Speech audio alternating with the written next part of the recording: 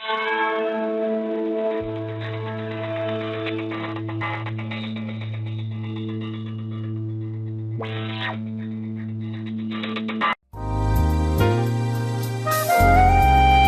you very much. I really appreciate the opportunity to come up and speak with you guys. An oldie but a goodie, but I thought very appropriate to a room full of venture capitalists and entrepreneurs about how do you do things. How he clearly forgot a few steps.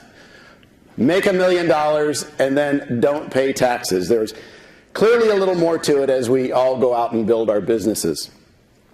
So I wanted to come up and tell a few stories, and hopefully stories with messages about entrepreneurship, building businesses, etc. So number one, I certainly want to tell a little bit about AirWatch and how we built and what we do, and maybe a little bit about Manhattan Associates. Secondly, some messages to the venture community. And I think my main theme I want to be Atlanta is a great place. We have all the ingredients here.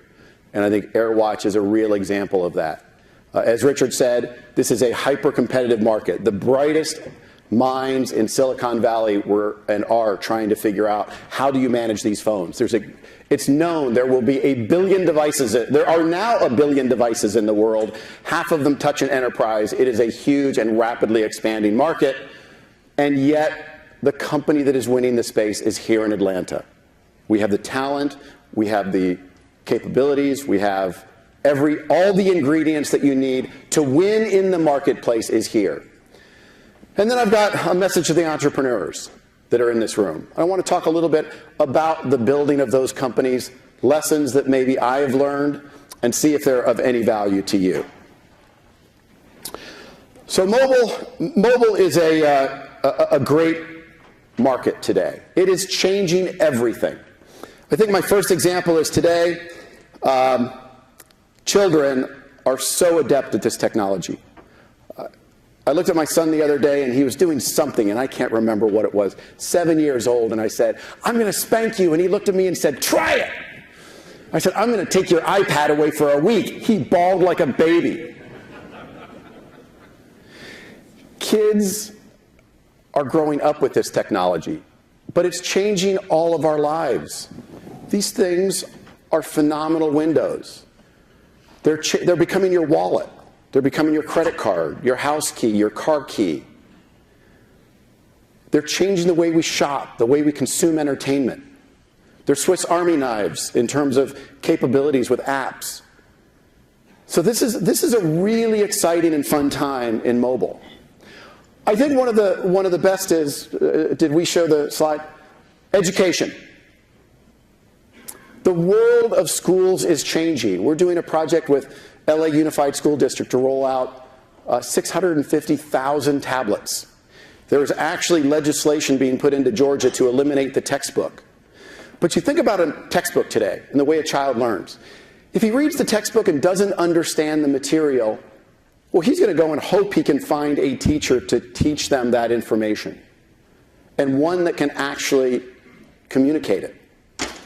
With an electronic textbook, if they read it and don't understand it, they can click on the photograph, and they will get a multimedia learning experience from the greatest communicator of that material in the world in their language.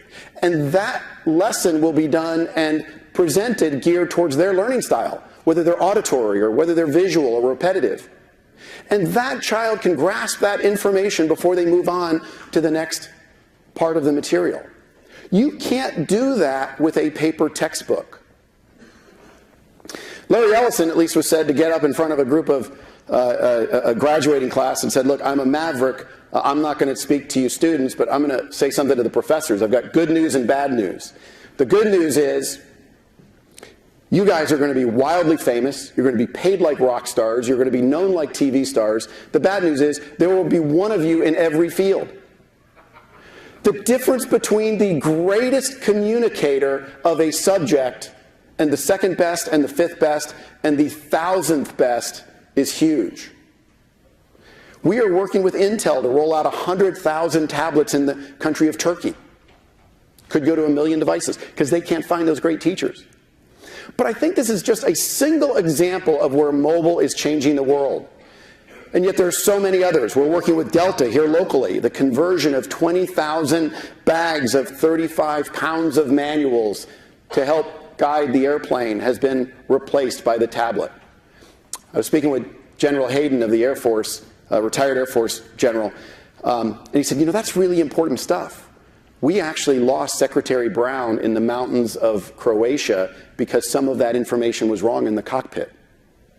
Not only do we need to get that information to the pilot, we need to keep it always updated. Much of a pilot's job was taking out old information and putting in new information. And the FAA had to actually go audit that twice a year.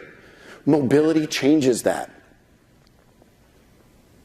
We in our company, the way we've grown, we educate so much of what we do to our growing workforce. We could never have gone from 100 to 1,500 people in 3 years without using our own technology, without using what we call our secure content locker, where we send drip information every week to our employees and educate them. Because it's no longer get your sales team together once a quarter and tell them what's new.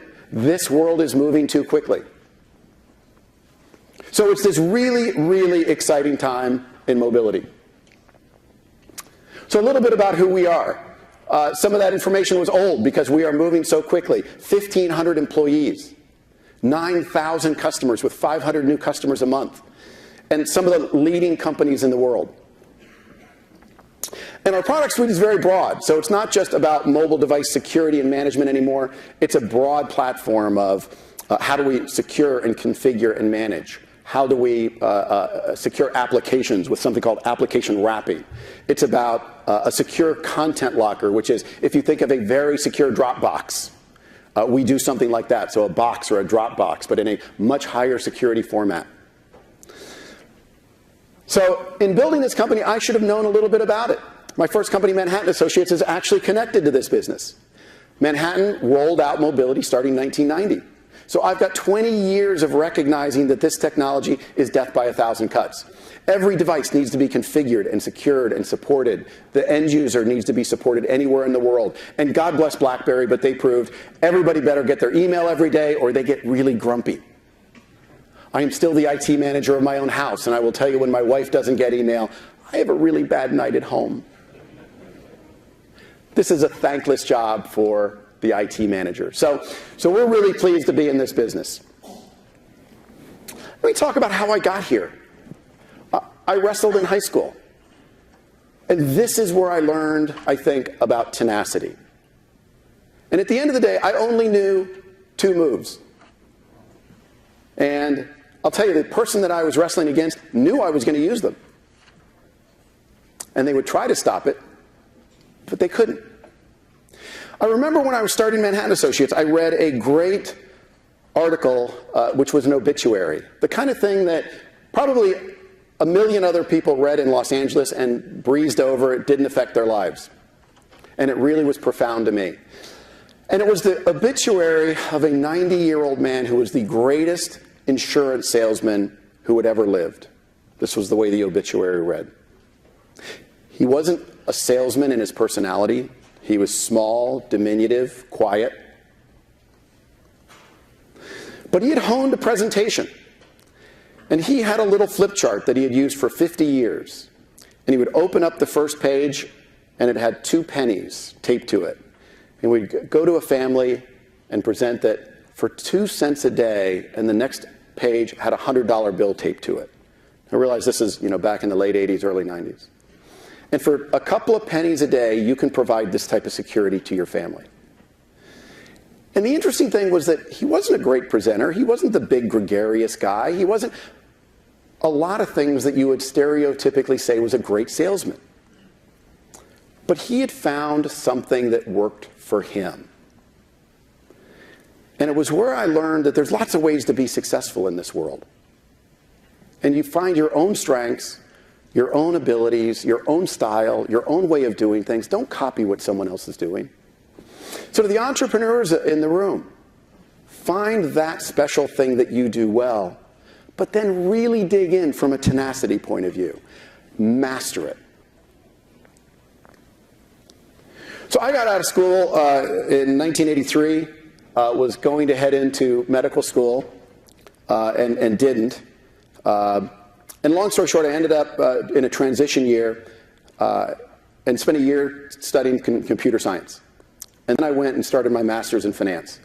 And I got into college and I'd never presented in front of a group. And I said, you know, who are the great presenters? Who are people that are really comfortable in front of a group? Well, preachers and teachers. They do it every day.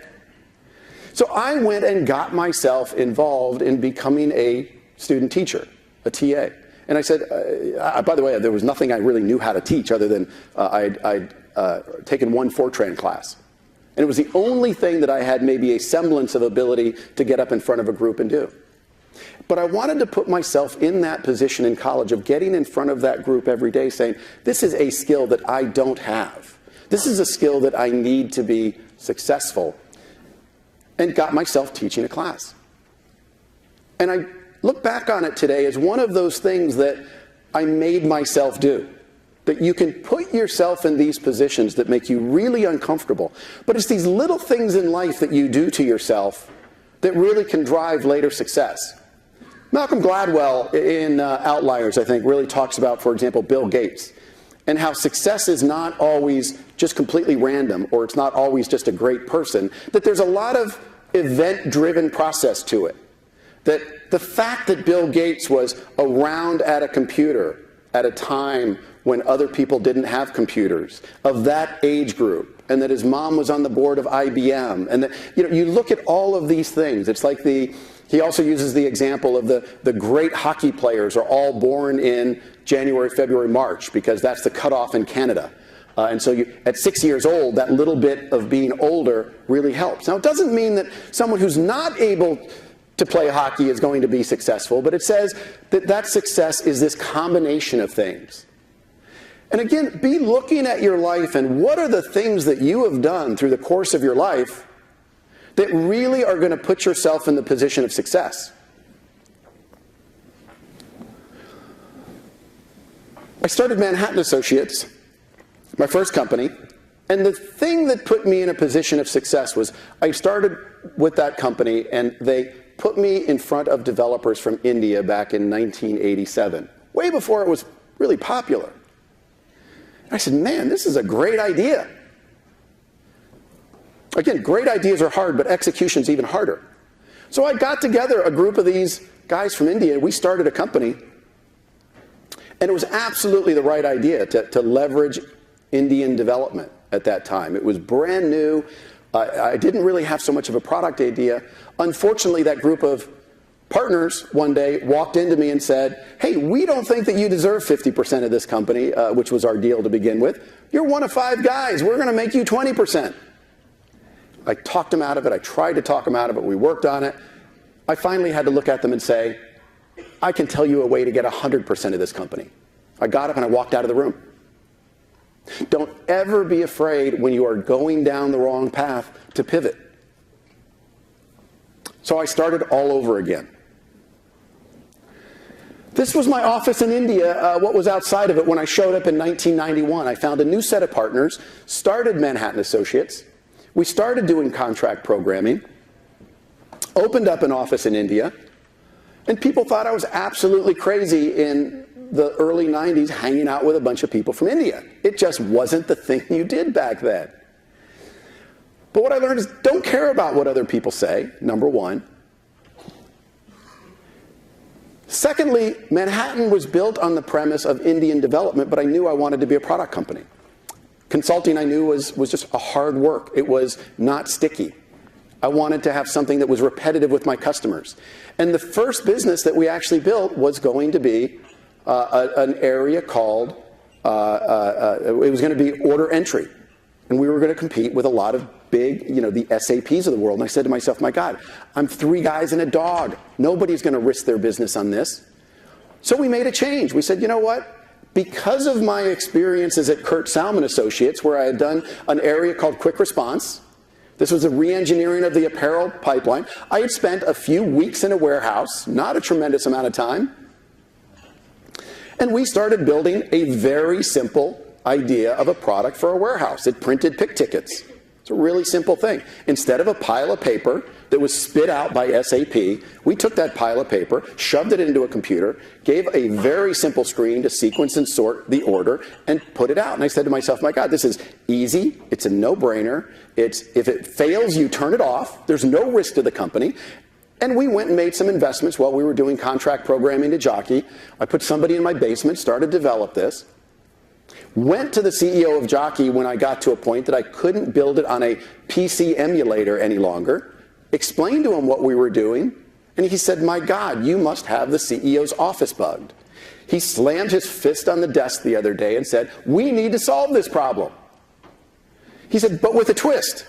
Can we take that system that you're doing in the warehouse and actually get it to scan the order for accuracy? Because that's a big part of our problem. And I said, are you kidding? Of course we can add that. The software, man. Yeah, there's nothing we can't do. And the point of this was that 90% of life was just showing up. What I have found in my business is that it's not about great ideas. It's about getting great starts with great people. People you're comfortable with and you trust, but without the fear of the idea has to be wedded to the business plan. And that business went from printing pick tickets to scanning them for accuracy. Having done some of those projects, I was very deep into the apparel supply chain, this thing called quick response. All of a sudden, every retailer in the world said, well, we need you to provide something called an advanced ship notice, which is electronically tell me what's in every box. And we never competed with the other people that were in warehousing. And while they had this great message that sounded like everybody else, which was, we can help you pick, pack, and ship, we had a message that said, we will make your orders accurate, we will make you comply to the retailers, and we will guarantee you are compliant to the top 100 retailers in the world. We took the message and we didn't go head on into the competition. We found a niche that we could win and own and start with. And that was a really important part of that story. And of course, that took it from the startup company to getting traction to today it's a 2,500 person company. So 90% of life is just showing up. Now, once you get there, you clearly need to listen. You need to do it with great people. Building these teams is a little bit like getting the right people on a bus. I think Jim Collins uses this great example. And I think there's really two parts of it. Number one, getting the right people on the bus. I will tell you, the first time I started Manhattan Associates, clearly I didn't have the right people on the bus. I had to go get a new bus. But secondly, you've got to get them all in the right seats and at the right times. And so this idea that a good person is just a good person isn't really true. It's got to be also the right person for the right time. And I think this is where a lot of the mistakes are made. And so there was a story at Manhattan Associates, at AirWatch, where I actually went back and hired one of my best salespeople from Manhattan Associates to come join me and help head up sales. And it was a disaster. He was not the kind of person that could actually live in a small startup company. He was the kind of salesperson that wanted to swing for the fences and sell million-dollar deals. And as great a salesperson as he was, and we'd had this conversation actually before we hired him, he thought that he wanted to be in a startup environment. He felt like he was Rocky. He was ready to go back in the gym after getting his ass kicked and go back and do it again. But what I found out was that for this individual, he had this vision of grandeur of who he was as being someone who was going to take a startup and make it into a great company. But that just wasn't his DNA anymore. He didn't want to go back in the gym. He was a great person for a large company with a really well-established product, but not a great person for a startup that needs to really go out and do missionary sales and where you're going to get a lot of rejection and where you're not going to necessarily make a lot of money. But back to AirWatch, so I built this company and it took us 5 years to get from a startup to 30 people, and that's when I made the decision to move out to Atlanta. Not many companies move from California to Atlanta, by the way, but I'd spent some time here and found Atlanta to be a great city. The time zone was important to us. The airport was important to us. And I'd had a lot of experience with Georgia Tech. And at that time, it wasn't about all of the other schools, to be honest. And now I've come to appreciate all the schools here in Atlanta. But it was a great talent pool. And when we moved here, we went from 30 to 800 people in 3 years. I will tell you, there's not many cities in the world you can do something like that in. I go back to say that Atlanta is a great, great place for doing this. And in growing that business, one of the things that we did was just grow. We didn't have that much of a business plan. We were reacting. And I think one of the problems businesses sometimes get into is they spend so much time building that business plan that they forget about the pivot or the adjacency or what they should really be doing. I say it's a little bit like being a slalom skier going down a hill. A slalom skier who tries to decide every mogul they're going to hit by the time they get down to the bottom will either go very slowly or fall. At some point, you've got to say, you know what, I'm just going to react. I trust my skills. I hit the first mogul, and based on how I bounce off it, I hit the second one, and I continue to go down, and I do it quickly. And that's how you win races. And in technology, we don't have time to pre-plan. But I think sometimes so much goes into the pre-planning, people get a little too wedded to it, to that first idea, to that first group of people. And I'll say, let go. Think more broadly about your businesses and how do you morph it, and not how do you broaden your business. Sometimes it's how do I narrow it. I'm a firm believer that step one in building a business is be a monopoly. I don't care if you're a sub shop, but if you are the best sub shop within walking distance, you are going to become a monopoly of the area you're in. And that is not about being wide, that is about being narrow and focused. But a very important part of that is the kinds of people you bring on board. So Manhattan Associates went from 30 to 800 people in 3 years. AirWatch has gone from 100 to 1,500. How do you do that? Well, you don't do it with a lot of organization. I see that we are complicated organisms as humans. And if we try to grow a human in a day, we're going to have a mess. It takes 20 years for us to mature. But if you take a big petri dish and throw a little bit of bacteria in it, you're going to have a full petri dish of bacteria by the next day. The bacteria is less organized, but it's smarter than we are in terms of how does it grow quickly. So we're believers that there's 3 types of people in this world. The ones that if you ask them to do something, they can't get it done, nobody wants them. There's the second type of person that if you tell them what to do and how to do it, they do a great job. But there's a third type of person that you point in the right direction and they're going to go figure it out. And there's ways you recruit for those types of people. And there's ways you build your organization for that kind of elasticity. We don't have a lot of hierarchy at either company. At AirWatch, we do not have the title of vice president. We don't want people worried about what office they're in, what seat they're in, what place they're in, what they do on a day-to-day basis. We need to morph and organize because the way you are organized for 100 is different than 500, is different than 1,500.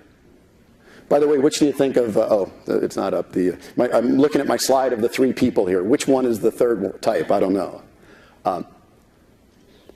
But the point is that you've got to build that elasticity into your business for that kind of growth and for morphing. And that is a very important part of the way you build these businesses. And I like the expression, you don't buy a dog and then bark for it.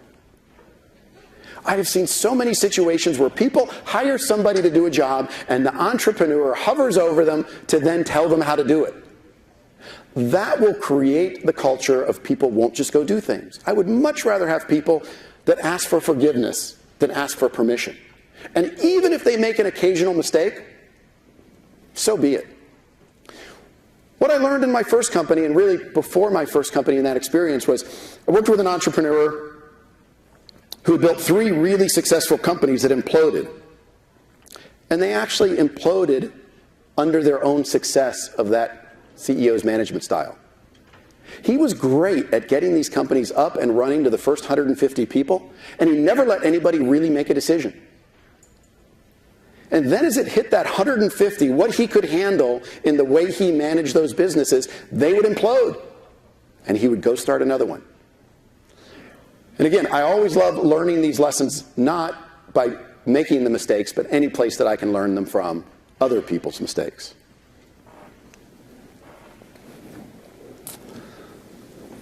Recruiting continues to be one of the most important things we do. Groucho Marx said, I would never join a country club that would have me as a member. We inadvertently learned this lesson at Manhattan Associates when we were in California. Because we actually saved money flying people into California and having them stay a Saturday night, every interview started with someone flying in Thursday, having a full day on the office Friday, a big day of doing things with us on Saturday, a big night out on Manhattan Beach on Saturday night, and then they would go home Sunday. And we were recruiting these engineers out of upstate New York because, boy, once we got them in California, man, we had them. And we were recruiting and competing against GM and GE and all these great companies. And the only way then that they could actually get an interview with me was I didn't have time. They would have to come on site with me for a day and actually go to one of my sales calls or business meetings. And they had never done that with GM or GE. And they said, this is a really cool experience. I've gotten to know your company a whole lot better. Then we drag them out to California for 3 days. And they're like, God, for a little company, you got the toughest recruiting process I have ever seen. But secondly, we also over-recruited, and we had a lot of rejections on the few campuses we were on. And everybody said, my God, if you get an offer from this Manhattan Associates company, it's like Willy Wonka's golden ticket.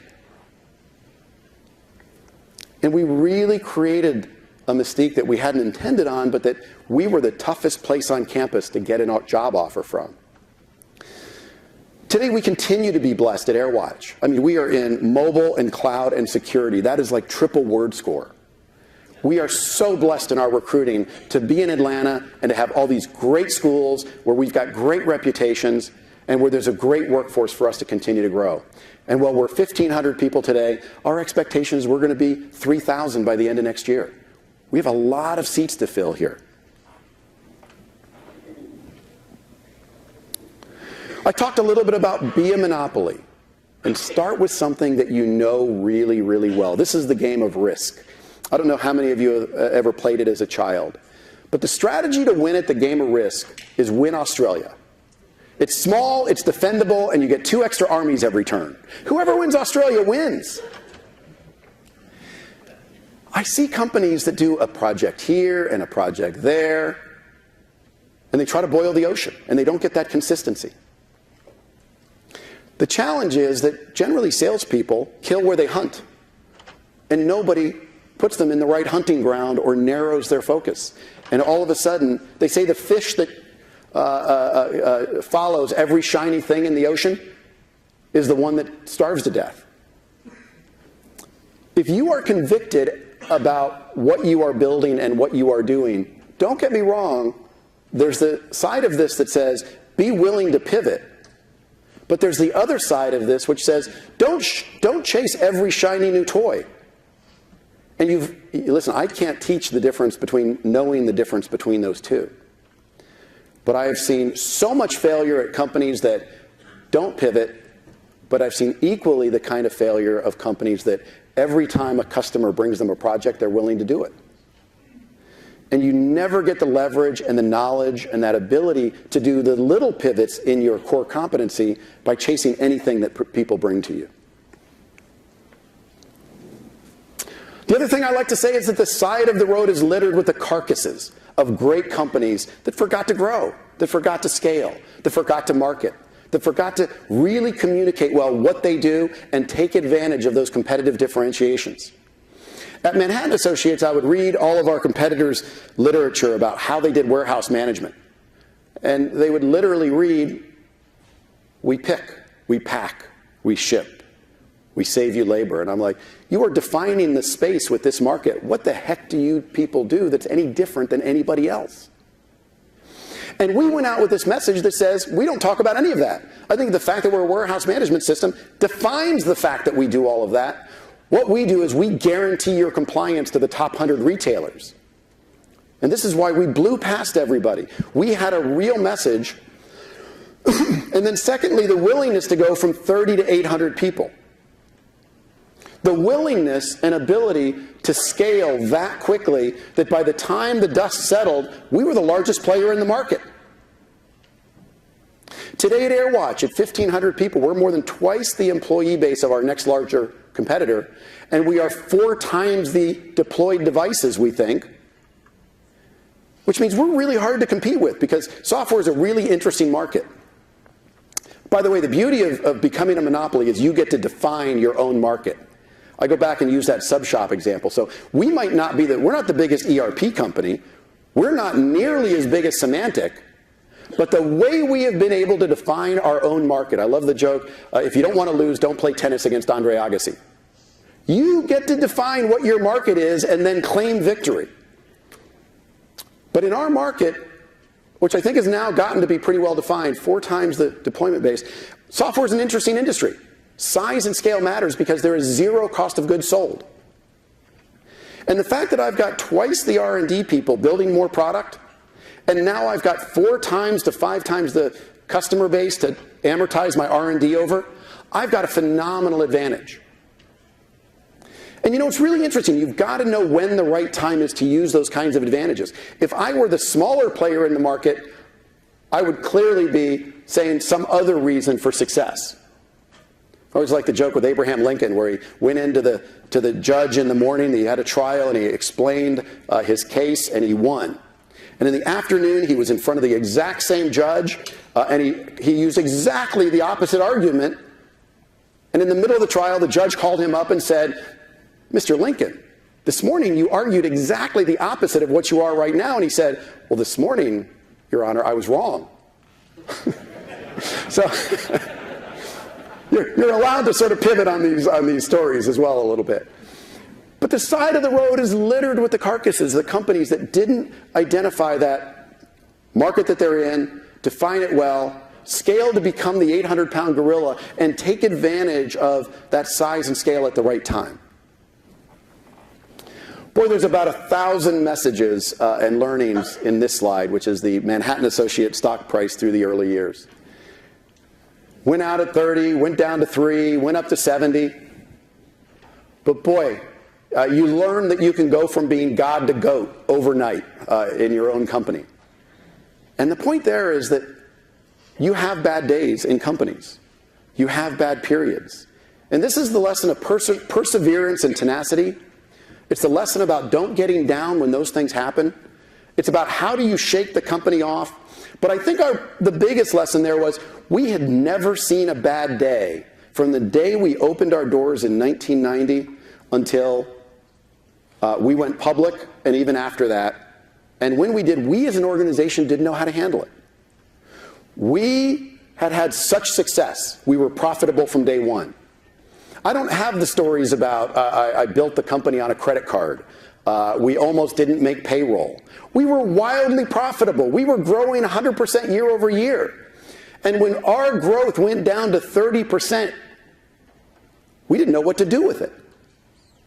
It crushed us as a company. And my point being, number one, success is relative. Today, people think growing 30% year over year is a pretty good thing. And it was then as well. But the fact that it wasn't our expectation, we had lots of sort of started to get into infighting of the group, of the management lessons of a company that goes through that. But most importantly is realize that your company's failures along the way are important parts of building that resiliency. And we've learned that at AirWatch. And not that we build in little elements of failure, but in the way we celebrate our victories, we're always bringing up the fact that it ain't always going to be like this. We're going to find a day that we have something go bad because we want our employees prepared for that. Talk about a company that had a bad day. Remember when Apple was $1 a share, $1.85 I think was their low? Now I think Apple, again, it's probably way overused as an example of different learnings about businesses, etc. But the thing I really respected about what Steve Jobs did was when he came back, he didn't look out and say, crap, I've got the second best PC operating system and 50 other products that lose money. I've always heard some managers who say, you know what, we've got the nicest house in the worst neighborhood, in a bad neighborhood. And I think to myself, to the CEO, isn't that your job to pick your family up and get to a better place? Steve Jobs, God bless him, went in and said, you know what, we have lots of strengths. We have great people. We have a good brand. And it wasn't, how do I go back and out Microsoft? It was, what are our strengths and how do we pivot and how do we do something else? And his conviction that Newton was the right thing and bringing that back in through the iPod and then the iPhone and then the other things that he did. But I see so many CEOs that sit around and lament about they're just in a crappy industry. Their company's great. We're just in a low growth industry. And it gets back to my philosophy. There is no such thing as a bad business. Because you get to define your business. You get to define your rules. You get to change the markets you're in. You get to evolve into doing other things. And so if you're going to complain about your market, do something about it. Take responsibility that, you know what? There are other areas or sub-markets in this market I can be in that are doing great. And that's what I love about that transition. I also like the lesson out of a movie called Curly's Revenge or City Slickers. And Jack Palance was talking to Billy Crystal, and he basically said, life is about one thing. And that was sort of the end of what he said. Life is about one thing, and it's about you figuring out what it is. What is important to you? And as an entrepreneur, there are times in my life when I haven't felt that I can invest and devote the kind of time that I do right now into what I'm doing. There were times that I could, there were times that I couldn't. There were things that I did that I wasn't passionate about. There was a time when Manhattan had gotten to a size that I wanted to go do something new, and I stepped away and stepped off the board. What I will tell you is for you to know what you're passionate about and to go pursue that is probably the most important lesson to the entrepreneur. If you don't love what you are doing, I loved supply chain when I was building Manhattan Associates. I made it come alive. I would go to a cocktail party and I could talk about picking, packing, and shipping, and I would be the loneliest guy in the room. Thankfully now I can talk about mobile and people are really interested. They're pulling out their device. I can hack it. I can show them cool things. But for me, I was passionate about doing that. My wife was in TV and she had two great interview questions that she always asked. One was, do you like TV? And it was amazing how many people interviewed with her and said no. That was the end of the interview. And she asked them, do you feel lucky? And she was a firm believer that the harder you work, the luckier you get. And if you feel lucky, it's not because you are lucky, it's because you do your job really well and put yourself in those great positions. And so putting yourself into something you're passionate about drives you to work harder, think more about it. I mean, I'm in such a blessed position that I don't have to really be out working. I love what I do. And when that passion becomes infectious in our company, speaking to David Harnett earlier today, and he said his, I think, son was working with us on an internship and working 14-hour days in our video team, and he said, it went by like that. Didn't even realize I was working that hard. Those are the kinds of teams that do heroic things. Because it's not work.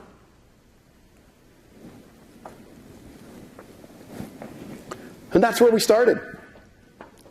After Manhattan Associates, and I start with my partner, John Marshall, and again, it's back to the Rocky and getting back in the gym. We started in an office that was a nothing office. I was going out to trade shows to learn the business. And the idea that you've got members of your team that are above the point that there's things they won't do, in a startup world, in an entrepreneurial world, that can't work. You've got to find that right team. You've got to be willing to put your pride aside. It's not about the title. We interview and recruit and tell people we don't have titles partly to see their reaction, because if they care about their title, they're probably not right for us. The story of how I got to AirWatch, just briefly. So I had in fact retired. I was actually on a boat. living, retired, and John Marshall came to me with, he had a fight with his partner. And I gave him advice on how to separate the company, and it didn't work. I gave him some more advice on how to separate the company, and that didn't work. I gave him a third round of advice on how to split the company, and that didn't work. So I realized I'm not very good at giving advice. And I said, John, go have a chat with this guy and don't tell him I'm involved. He had been one of my first employees from my first company. And I always knew that if he was flipping burgers, I'd probably be in the restaurant business. He was just that great. And he went back to that individual and worked out a deal to buy half the company on my behalf. And I had just moved up to Washington, D.C. I owned half of a company in Atlanta. Suddenly I had a place to work and a place to live. They just weren't in the same place. But it started this process. If it was a two-person company, again, it was doing public wireless. It was hotspots. We do the Wi-Fi at the Georgia Tech conference center / hotel. We do Panera Bread. If you ever open your laptop at a Panera Bread, we run that network.